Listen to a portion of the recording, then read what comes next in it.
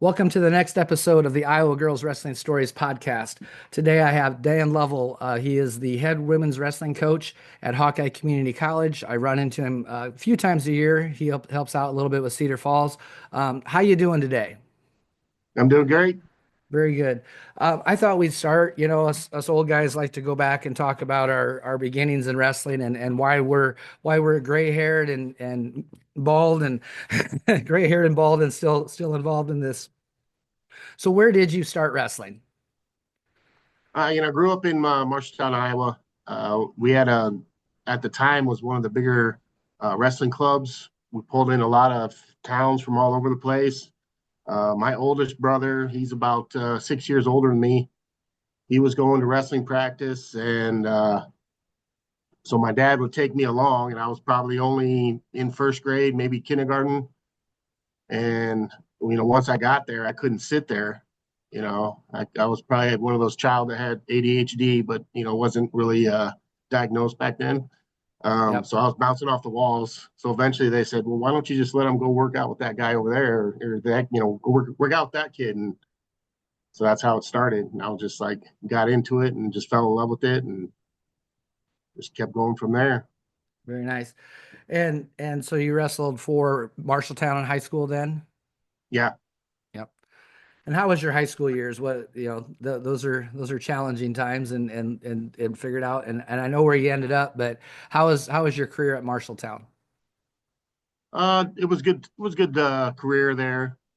Got over 100 some matches, wins, and state finalist, state runner up. My sophomore year, I was ranked third in the state. I was really, had a good season. Right before the state tournament, kind of had a shoulder injury. Thought I was tough enough to just tough it out, and just ended up forfeiting, injury medical forfeiting that first round match, and Oh, that just kind of actually helped me prepare better after that. I got more focused, and because that was kind of I really wanted to be on the podium that year. I should have been. A lot of guys up there are guys that I beat that season, and uh, but it was to me it was just a way of I needed to do this before I go to that next level. So always training to get to that next level. yeah, and that's really really good advice because our defeats actually are the ones that define us and turn us into who we actually are. It's not those easy wins, so that's awesome. But I know you ended up at UNO and you were coached by Coach Denny. And I just that guy is an amazing guy. And I just thought maybe you could talk a little bit about your experience at UNO and things you've taken from Coach Denny. Well, I started off my college career at Iowa State. Oh, Uh, Wrestled there for a couple years, and just wasn't working out. I didn't feel, you know, in other colleges, and I had a roommate, Mike Kelly, coaches at Nyack. yep. His older brother went to UNO, and he suggested that I take a look at there. And as soon as I went up and did the tour of the campus and sat down with Coach Denny, I was sold. I was sold right away. I didn't want to look at any other colleges. So I transferred there, and it was definitely worth it. Everything that I utilized as a coach, helping wrestlers out, kind of stems from what I learned from him and just being a good guy and a good wrestler, and uh, making everyone feel comfortable when they're in your program. Yeah, yeah. He had a hell of a run at UNO and just a horrible way for an administration to end a end a team, Yeah, my team I went to Dana, so not too far down the road from you guys and man, I hated going to that UNO Open. What a horrible weekend for me every time. But man, they put some good people on the mat and stuff. And then you had the opportunity to coach with Coach Denny a little bit, also, didn't you? yeah, that was definitely that really got me into coaching. I was kind of on the fence. I was like, I don't really want to know what I want to do after I graduate. But once I started coaching, he had put us in positions where he knew that he could utilize us best, and we just gained experience from that and just kept building. Yeah, great experience there. Um, One other place that I saw that you helped coach out a little bit. I got some connections there too, so it's kind of fun to have these small world connections. But Jamestown, one of my high school teammates coached at Jamestown when you were up there, Tony DeAnda. What was your experience like way up in North Dakota, where it's not very warm right now? Well, it was interesting. You have to be a pretty good salesman up in North Dakota to convince people to come all the way up there. And there's opportunities all over the place. But I started hitting areas where I knew like the population was just huge, and people aren't going to get to those areas, such as Texas, California, Alaska. I had guys from Hawaii, Florida. I'd start pulling from there. Just not Alaska doesn't have the huge population, but very Yeah, few people go up and recruit up there. So their state tournaments in December. So one year we just took a flight up there and recruited out of there and started pulling in Alaskans into there. And well, they're pretty much adapted to the weather, but yep. my Florida kids, Texas kids, California, it was something new to them. Oh, I bet It was an so. adventure every time. Yeah, I remember in Nebraska, those kids that came up from Texas or Florida, they were wearing jackets and we're out in shorts and t-shirt and weather, in November. Oh yeah. So yeah, I can only imagine because North Dakota is it gets chilly up there. It's really chilly up there, but yeah, a neat place. So I run into you every once in a while, a few times a year. Um, you help with Cedar Falls program a little bit, and anything else up in that area that you were involved in? I know there's a lot of clubs up in there, but uh, what do you do? Right, not just coaching for Hawkeye. I know you do a lot of things. So Well, I like to in the summertime. I like to get involved with Iowa USA Wrestling. And this last, I guess it wouldn't be summer, but I'm not really sure that Twin Rivers yep, yep, kind of got involved with that. I really enjoyed that. That was a great opportunity to. I coached like the junior high kind of yes, elementary team, and uh-huh, then I had a high school team. Uh, and I don't mind. I love the opportunity to be a coach behind the coach. uh-huh, You know, I'm not one that just wants to step up and say, "Oh, let me run everything," because I've been doing this forever. I was like, I like sitting back. I like having that, not so much the pressure, as a head coach, but sitting back and yep. being able to talk to the kids in between matches and, get them pumped up for their matches, things like that. Really kind of get to know, what's going on, what's making the teams run and things like that. So, that's where I use most of my time. I like trying to get more experience everywhere I go, everything I Yep. do. Yeah, I like what I kind of do the same things at those, the dual tournaments and stuff. And I love to sit behind an Ally Jabrock, just I learn things from every coach I work with, but I've really learned a lot from just watching her and her interactions with her team and her girls. And it's fun to see those younger coaches coming in. And because someday we're gonna have to hang up our shoes and our whistles and just be fans. But it's fun to know that that next generation of girls is coming in to coach.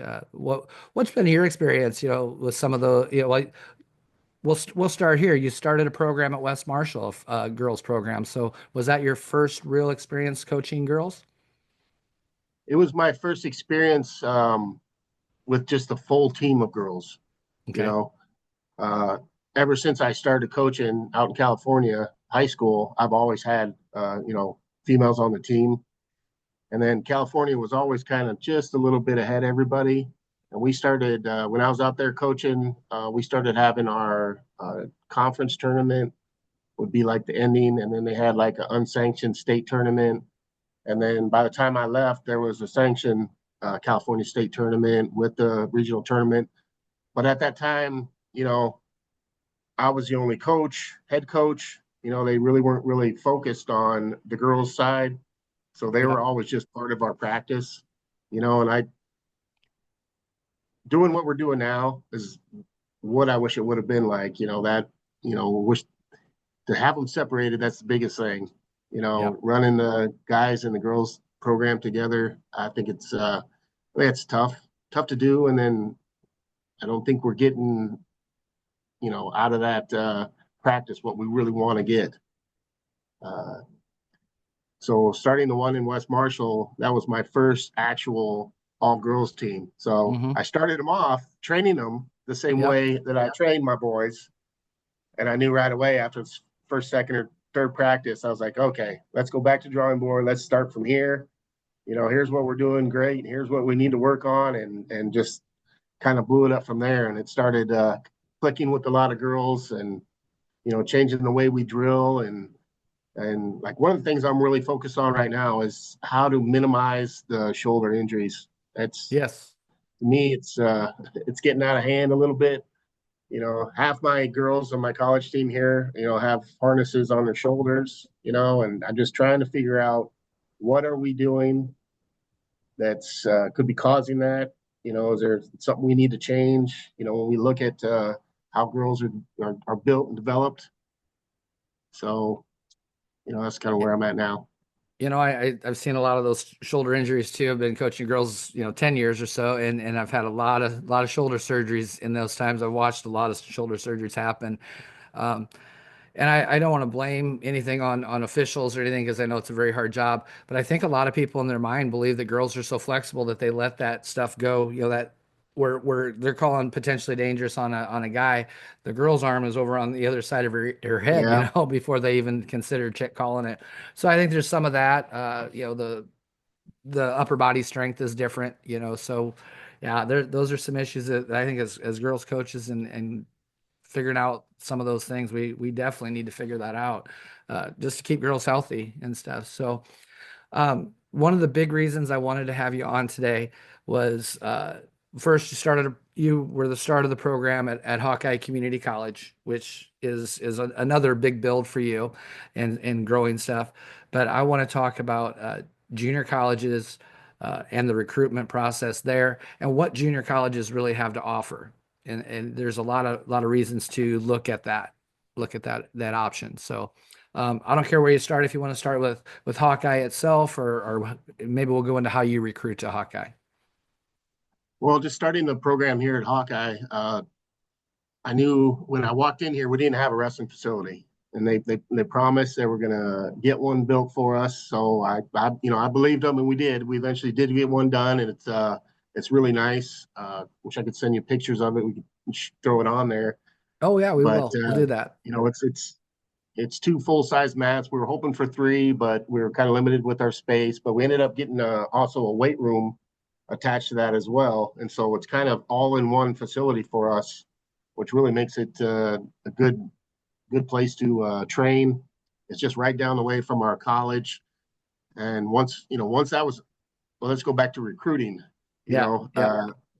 so all of last year we didn't have this built. This was just built within the last 6 months or so, and well, actually, no, it was a little bit before that, but you know, I was bringing recruits on campus and I was just having them say, okay, now just close your eyes and imagine a wrestling facility. I got some pictures of what they Yep. they hope to be, but so all the girls that I have right now on the team, I'm so happy to have them here because they did. They had to kind of close their eyes and have a vision of what we could build, and they all kind of believed in that. And well, I brought them here, and that's what we've been establishing. I mean, currently right now we're ranked number 10 in the nation, so that's a good start. Yeah. We have It's a five great girls start. ranked in the top. Um, so what else? What else would you want me to talk about? Well, if so, a lot of times we're as high school coaches, I've maybe pushed a lot of girls into college wrestling, and maybe they weren't ready for college wrestling. Um, So the JUCO option, I believe the stat is 50% of all girls that go to wrestle in college, 50% are done within the first 2 years. Yeah. So that option of maybe getting an opportunity to be at a 2-year school where you're not at a school that costs $40,000 a year, or something like that. What's your sell me to come to Hawkeye Community College? Okay. So I used to coach at a NAIA school, and I had to say, I understand what we have to do, as college coaches, recruiting and bringing Hmm. kids in and everything. So, I understand their part, and I'm never going to knock, all the schools here in Iowa because they're all tough and they're all Yep. great. And we're exploding right now with girls college wrestling. It's ridiculous, to be honest. Looking at other states, that barely had a NCAA team or an NAIA team, and now, here we are, Iowa, with next year we'll have 8 um, junior college programs that have female wrestling. So Wow.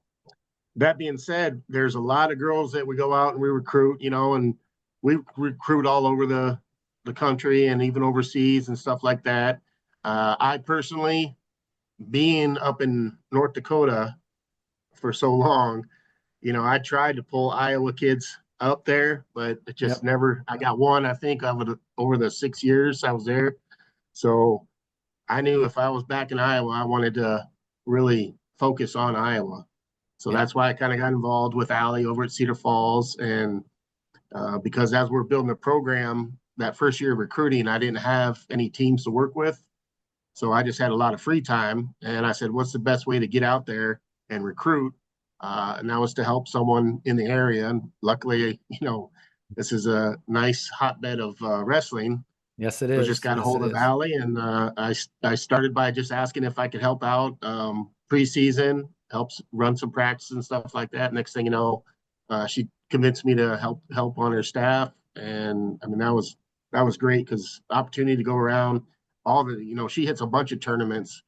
Um, we had some little ones, and then the big ones, and so I was able to go around, talk to coaches, met you, and Yep. you know a lot of the girls are wrestling in itself is new. They're wrestling for their high school, they're wrestling Yeah. folk style. Freestyle is like not even in their mind. Is Hmm. even they can't even grasp the concept yet. So explaining to a lot of girls that hey, we wrestle freestyle in college. I think a lot of girls are turned off right away because they're like, well, I, all I know is folk style. Um, so explaining to them, the rules and the difference. I would say I'm going to say every girl on the team this year was purely folk style prior to coming in. Oh, wow. So there were some that knew about it, wrestled maybe one tournament, but that was about it. So So, you know, on that note, the transitioning between folk style to freestyle, you've got a lot of experience doing that because you've been coaching a long time and you've coached both men's programs, women's programs. You wrestled for freestyle for USA Wrestling, so you have some experience in there. How hard is the transition for girls to go from folk style to freestyle? What are some of the hard things? What are some things as high school coaches maybe we could start doing just to help you guys out? I think the biggest thing is like high school girls, and well, almost in every division, if you got a high school kid that comes to college, the one thing that they're going to struggle in first is getting out from the bottom. Yep. So girls are learning wrestling right now. I was just at a tournament the other day, and the girls want to choose top. They're like, I don't want to go Yep. underneath because then they could pin me. But we grew up thinking, okay, that's a free point for us. If we get out, it's free point.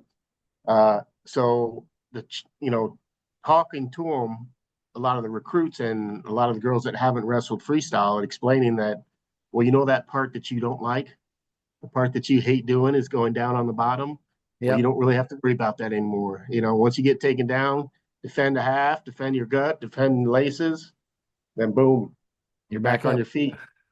So that's the biggest thing. And then just through working with like Iowa USA Wrestling, they have all their coaches that they coach on the national team have Hmm. to go earn points at local tournaments during Yep. the freestyle season as an official. So you just gain knowledge. And I used to work or be a part of Minnesota Storm Oh, coaching yeah. staff up there. I Yeah. was I was coaching up there for I don't know 8 years maybe.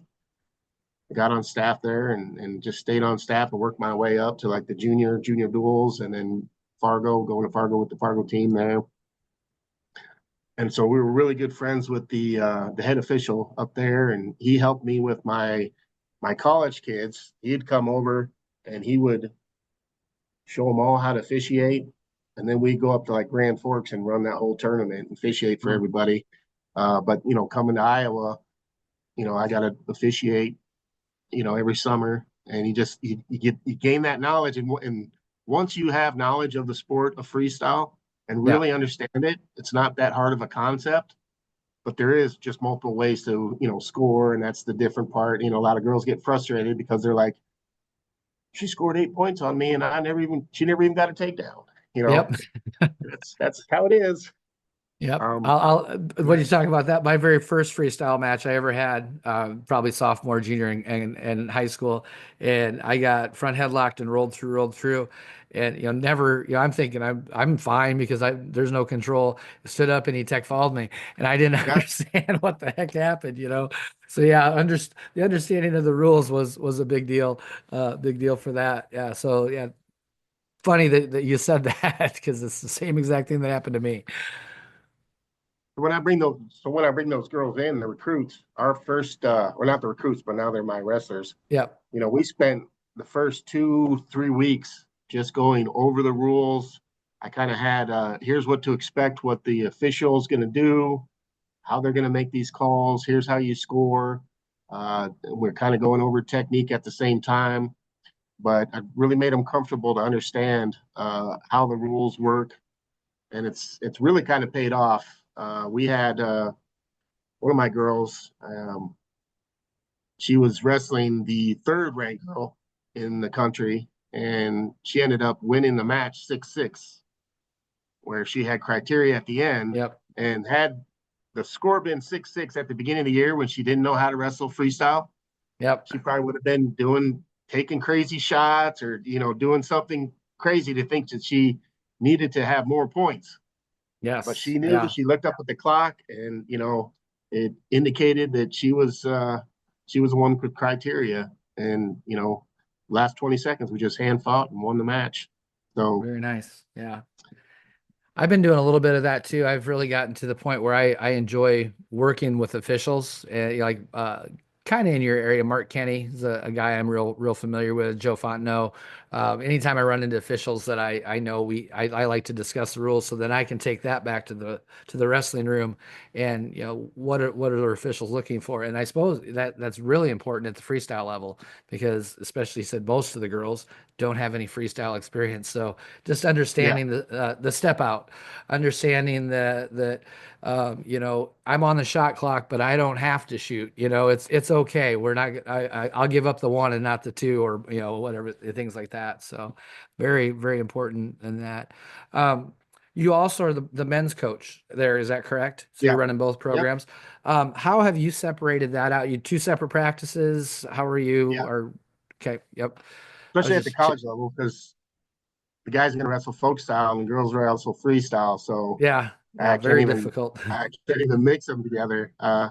Like the times that we do have both of them in there, Hmm. that's what I utilize our weight room. In the cardio room, they're in there for an hour, and the other team's on the mat, and then we just flip flop.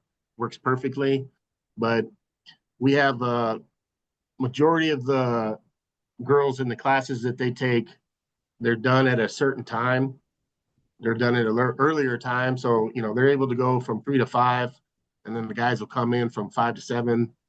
Some of the classes that they're taking goes a little bit longer. They spend a little bit longer on the like the construction tech and stuff like that. They got them out in Yep, the field and stuff like that. So gotcha. so it works out pretty good for us Good. separating So, them. you know, going to the 2 year option also opens up some different things. What are some things that are offered at Hawkeye and a lot of the junior colleges that you're just not going to get at going to an NAIA school, a D2, D3, uh, different things, the more technical fields. So what are some of those options? Well, I think when I talk to a lot of kids and they're like, "Yeah, no, I'm done. I'm done wrestling when this high school's over. Not really sure what I'm going to do." The junior college option. We got a lot of the construction trades, diesel mechanics, agriculture. We got a working farm that's right next to us that the kids that are in ag, they get to go in there and actually do stuff in the farm, be a part of Mhm. it, learn how it functions. Uh, Nursing, EMT, police academy kind of stuff, police science. I mean, firefighting. We got all those kind of trades that only about a 2 year associate is what you're going to need. Nursing, like I said, you can get your RN, I believe it's called. You get Yep. that, and you're good to go. Yeah. Or we also give that option of a liberal arts transfer degree where you can study, everything that's at a main university, like a 4 year university. So you can get those electives out of the way that you would have to take at a 4 year university. You can take them here, get them all done. That way, when you transfer your next 2 years, you're just focused on that major that you're interested in. That Yeah. you're, I think that's really cool. I know some girls that I've coached, not necessarily on my team, but on some dual teams that I've coached that are in the 2 year programs, and they're doing things like automotive, and yep, and and and the quicker route to the nursing than going to a 4 year college for nursing. Of course, I mean there's benefits to both, and I'm not trying to put down the others, but I just want to show people that there is that other option. There is that the JUCOs give you some pretty cool options. I'll give you even a plug. I have a guy I work with that's taking. He's a computer science. He's a computer nerd, I'll tell you. But he took his first, his associates, and he will tell you, I learned more in my associate's degree because it was all hands on and stuff that I yep, actually do. And now the 4 year portion of it's all theory. And he's like, it's not as fun. I don't really get to do that hands-on stuff. So I really love the idea of, maybe even kids getting an opportunity to try what they want to do before they commit. And then there's always that option of transferring into the 4 year school. If you, wrestle for you for 2 years and you do really well, maybe University of Iowa is going to look at you, maybe Grandview, maybe William Penn, maybe, all these different ones. There's still that option of going on and getting that 4 year degree. So I think it's a really important thing that we look into for not just girls wrestling, but just overall. Um, I like to we still got a little bit of time left, but I like to talk about some different things and maybe spark some different conversations.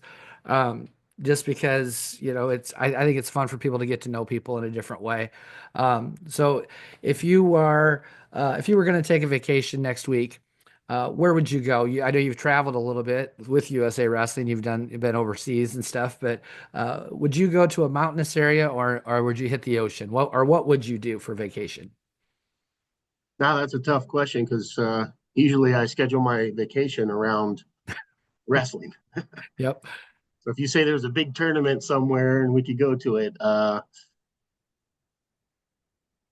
don't know. I'm probably mountainous areas, um, somewhere like Montana or Wyoming, that Yeah, kind of area. I got some connections out there in Montana. I might have to hook you up with some of the guys I know that are coaching some teams out there. Really beautiful area. I got duped one time and we went up to Montana. Uh, man, I thought we were going to, I'm watching what's the show?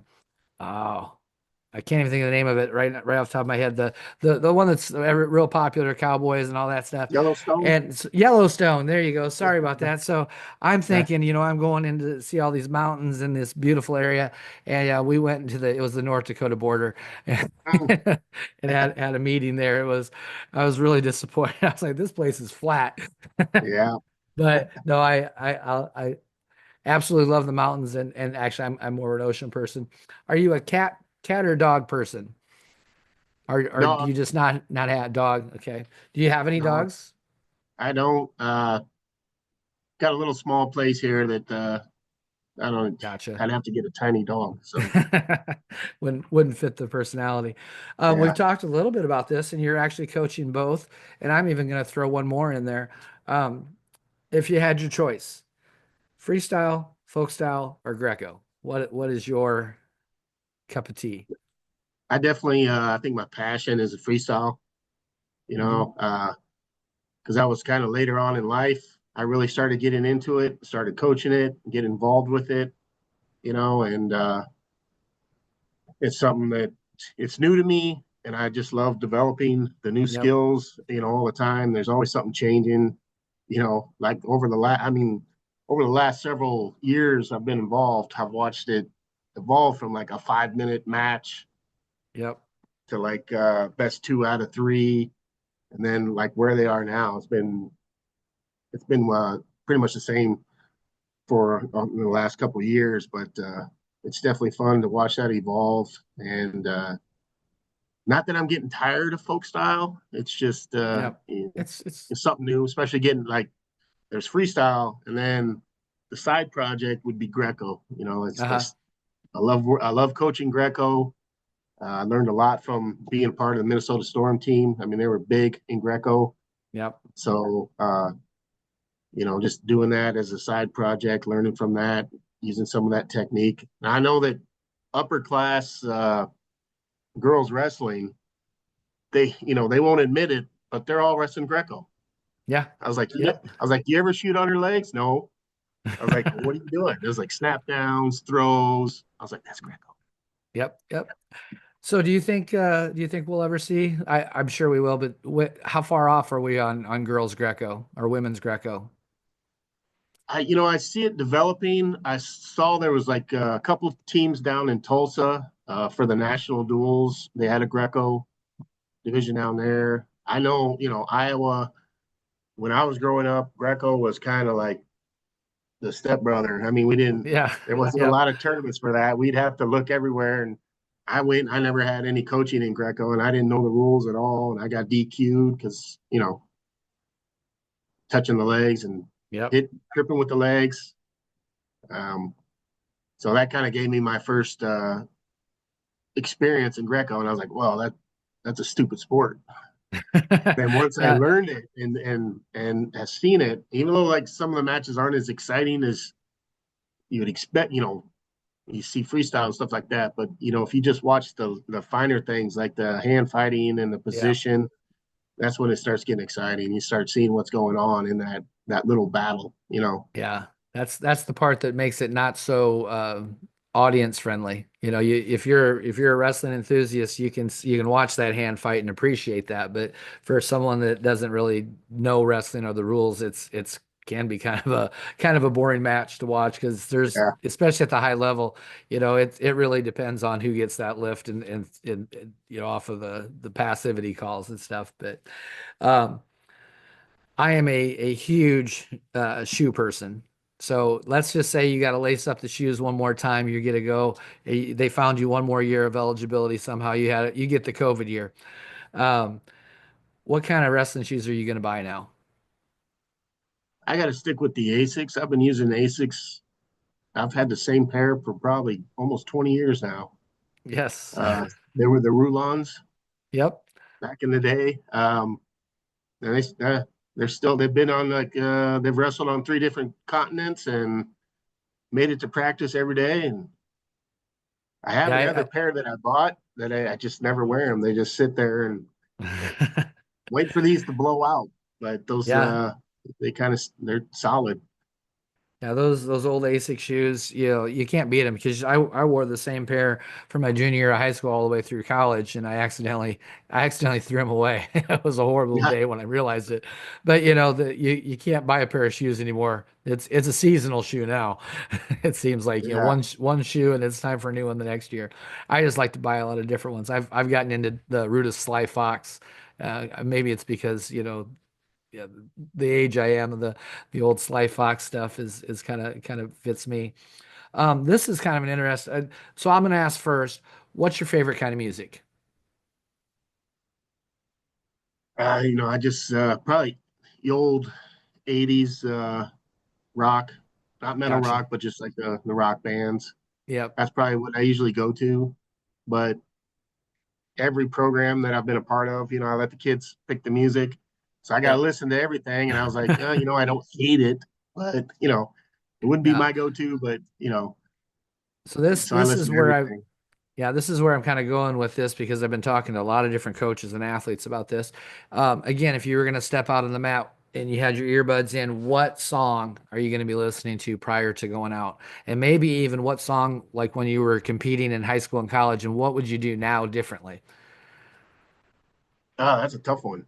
So I usually never listen. I mean, the words never resonated. It was just Uh-huh. the beat, Yep. in my head that just helped me focus. So usually I would listen to something that I needed to be calmed down before I Okay. wrestled. I wasn't the kind of guy that listened to like heavy metal. It was like, when I worked out, Yep. I want that stuff to Yep. pump you up, motivate you. But in wrestling, you want to stay calm, keep your breathing calm. So I always listen to something that would calm me down. And I don't know if they've even made music like that that I could listen to nowadays. So You, I you don't you know. actually Yeah. you actually answered my question completely there because I've been, I remember I think I had the old yellow Walkman. I don't know if you remember those, but you Yep. know, and I did listen to I was always a hairband guy and the harder getting, really up for a match. And now that I've talked to like you, I've talked to Emma Randall, I've talked to a few different coaches and some older athletes now, and they said exactly what you did.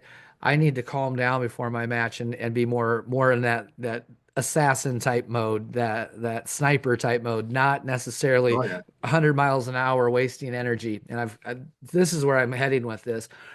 The pre-match ritual. As a coach, I'm stealing from everybody here because I'm trying to help my kids develop that pre-match ritual. I know what I did. What was your pre-match ritual? Uh, Kind of similar to what I was just saying. I'd warm up, get a good warm up in. Make sure that my body was loose and relaxed. I know in my younger years, I was that guy. I would listen to, stuff that just got you jacked up and Yep. ready to go. And I think when I was younger, it helped. I mean, I went out and I beat some guys that I shouldn't have beaten because I was just going crazy and I was throwing caution to the wind. Uh-huh. But then as you get older and you get more experienced and you start moving up in the rankings and everyone's coming after you now, it's more important that, I stay calm because now they're the ones coming out. They're the Yep. ones coming out like a bat out of hell, Hmm. throwing things at you. You just got to stay calm. Don't get caught up in it, because that could definitely, I mean, wrestling, you can't really compare wrestling to anything. When I got girls that came in from a soccer season, you know, and they were nowhere near what there should have been as far as conditioning wise. Yeah. And then everyone thinks they're in shape until that they step out on the mat and that ref blows the whistle. And it's all of a sudden, it's like, whoa, what just happened to all my energy? You Yeah. know, and I think just being calm through that situation and learning how to breathe. We do a lot with the mental preparation of I think it was at Omaha where we had a sports psychologist came in and he helped with one of our classes and he ended up giving us like a CD back in the day. And somehow I've been able to keep a hold of that throughout the years, moving it from one phone to another to a computer to, Uh-huh. you know, and I've been able to keep a hold of that. John Stark is his name. He's a sports psychologist, and he runs them through like visualization, how to prepare for big matches, and you know, relaxing, big one. Meditating, things like that. Just going over, and I mean, sadly, today the kids they got so much distraction, uh, Yeah. and I like to tell them that hey, every once in a while, put all that stuff aside, just try to take some time, 30 minutes out of your day, an hour, just trying to empty your mind. Because I think when they come in, there's so many things going on in their head. And I can just see it as they're drilling or wrestling with somebody. I was like, you just need to clear your mind. Yep. Just think Need to be. wrestling. Come in here, just wrestle, Yeah, yeah, because they're so worried about what's on their phone, and this person said this comment to them, and I didn't get a like here, and Yeah. all that stuff that we didn't have to deal with. Um, while we're kind of talking about that, and um, over the years, I know my coaching has changed a ton because, we both kind of grew up in a different era than what it is now. Um, do you see yourself evolving maybe a more positive reinforcement than, I remember the negative reinforcement as I was being coached, and I try not to use that now. What are some of the things you've seen over your years of coaching that have changed, and what have you changed? I think that's definitely a part of that. You can go through the USA Wrestling coaching certification, and they run you through a lot of stuff.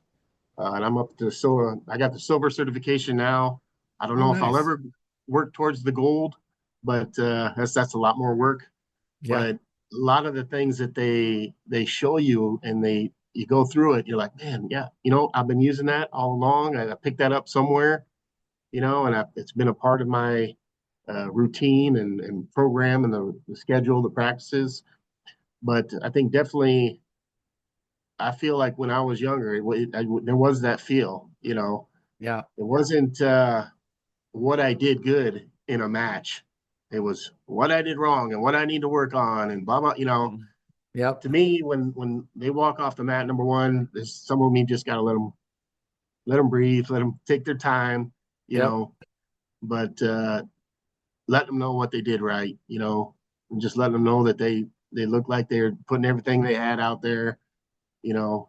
Uh, Sometimes it's tough. Sometimes they don't want to hear anything, Hmm. but a lot of, especially wrestling or coaching with the girls, a lot of them come right off the mat and they look right at you and they want something. They want you Yep. to say something, and you gotta be prepared and you just gotta be ready with that positive stuff. Yes. 'Cause, Yeah. That's what I something want. I've Yeah.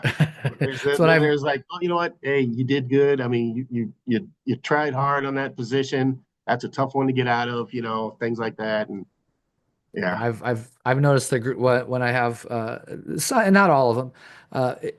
I'll go back to when I was in high school. If I didn't go to my coach and hear his immediate feedback, I'm probably running the next day or doing something. There was if I didn't go see him, and now especially with the girls, man, I'll give if it's a bad loss or something, I'll give them that 10 minutes. I say, come find me when you're ready, yeah, instead of yeah, that, because they don't want to hear it. You're right, they don't want to hear it right then and stuff. And I'm looking for those positive things. That's pretty cool. It's kind of fun to see the evolution of coaching and where it's going. And I really I think we're doing I think we're doing good things here. Since we're kind of talking about this, um, people are always bagging on kids. Wow, this generation of kids isn't anything. Man, from what I've seen the last 5 or so years, man, kids are really. I think they are. I think they're awesome. I think they're doing really good things. I think they're doing things that, man, I don't remember ever doing. They're elevating themselves, maybe becoming specialized in something. But I also see, I'm in a smaller school, so I see a lot of kids doing a lot of different sports and being involved in a lot of things. And maybe I'm just fortunate to have some really great kids on my team that I'm seeing. But what do you think about that whole generational thing? Do you think your kids are, I guess, I don't know. I guess they would call us kind of that feral generation where we grew up yeah. with our parents are all working and we did whatever we wanted, and now I think we're past that babying stage. I don't know. What are you seeing with this generation of kids? I think another pitch to a junior college. Uh, we have, I would say, probably almost half the girls um, are doing two sports, given the opportunity to still dabble. I mean, a lot of them have been doing like, so if we got one girl, she's been running her whole life, Uh-huh. but then she just started picking up wrestling. So instead of having to give that up, she was going to go to University of Northern Iowa. Uh-huh. And we told her, I told her, I said, hey, you can come here and you can wrestle and you can run as well. And then track coach he was flabbergasted. He was like, oh, this girl's times are going to beat all the ones we've ever had before. I don't know how that works, Uh-huh. but and we got girls playing soccer. We got girls throwing. I know we've had a couple girls that have looked into softball and volleyball here. just an opportunity to kind of finish that out. And like you were saying, I mean, that's a lot on your plate. Yep, that is And, a whole lot. but, I sit down and we make a schedule and they stick to it. And those are the girls I really count on.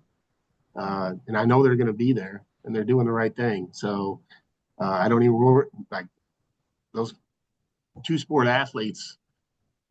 We have, they're required to do so many study hours. They're required to turn in their grades every week. Yep. So those girls, I don't even worry about. I know they're getting it all done and taken care of, and yeah, there's a lot of stressful moments. We have to have sit down and have to have a little chat. But they're definitely. I think there's a lot of potential coming up. Just especially in the girls wrestling. Where I was just talking to a recruit that just came in right before this conversation for the Zoom call, and we were talking about how she started when she started on the team. She was like the only freshman, or no, she was like there was 7 freshmen, and now it's her senior year. She's the only senior. Oh wow. So she The stuck year it out. before, the year before, they still had the 7. So that senior year, all those girls just decided, hey, I just want to enjoy my senior year. And unfortunately, I've kind of seen that a little bit. Mhm. Uh, because there was girls I was recruiting, and then I go back and check this year. I'm like, oh, they're not even on the roster. Yeah. What happened? Yeah. Like, they just didn't want to come out. But I was like, I wish there was some way we could keep them involved. Yeah. I think there's Iowa's doing a lot of great things. And I love seeing the explosion of uh, the girls wrestling. The 2 divisions is going to definitely make a big impact, I believe. I Yeah. don't know if it was too early, but we'll We'll see. we'll see. The Yeah, only time will tell on that.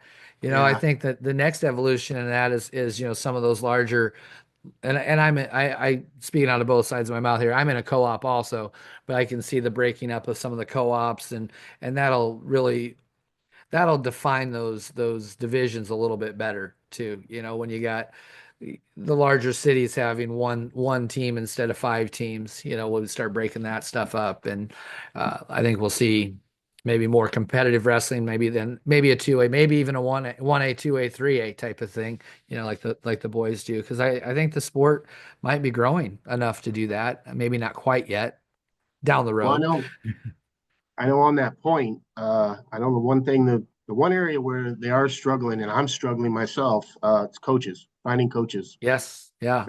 I still have 2 open spots, uh, paid coaches here, and I'm looking, and I know with other programs, that's one of the biggest thing. And I asked, I was like, hey, what are you doing next year? And they're like, well, I can't leave because that's the only Yeah, coach in this yeah, town.